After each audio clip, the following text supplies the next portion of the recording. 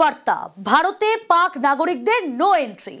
পাক নাগরিকদের নিয়ে ভারতে হংকং এর জাহাজ, একেবারে সাফ বার্তা আগেই দেওয়া হয়েছে ভারতের তরফ থেকে, নো এন্ট্রি পাক নাগরিকদের।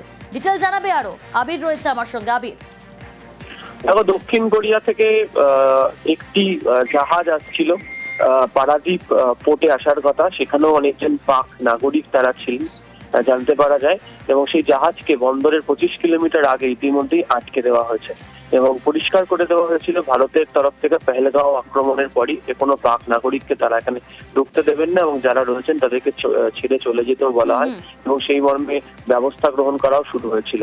এবং অন্যদিকে গত 24 ঘন্টার মধ্যে ভারতে থাকা পাকিস্তান হাই কমিশনের একজন কর্মী, তাকেও অবাঞ্ছিতভাবে তিনি কাজ করছিলেন, তাকেও কূটনৈতিকভাবে তাকে চলে যেতে বলা হয়েছে। 24 ঘন্টার মধ্যে তাকেও দেশ ছাড়তে বলা হয়েছে। বেশ,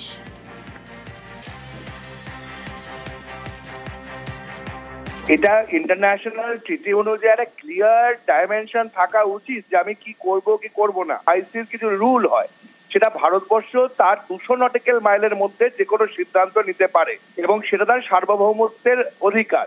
ভারতবর্ষ যদি মনে করে তার সিকিউরিটির জন্য কোনো জাহাজকে ঢুকতে দেবে না বা কাউকে ইনফিল্ট্রেট করতে দেবে না, সেটা ভারতবর্ষের পূর্ণ স্বাধীনতা আছে এবং যে কোনো দেশের ল অফ সি কনভেনশন 1982 অনুযায়ী এই রাইটটা থাকে।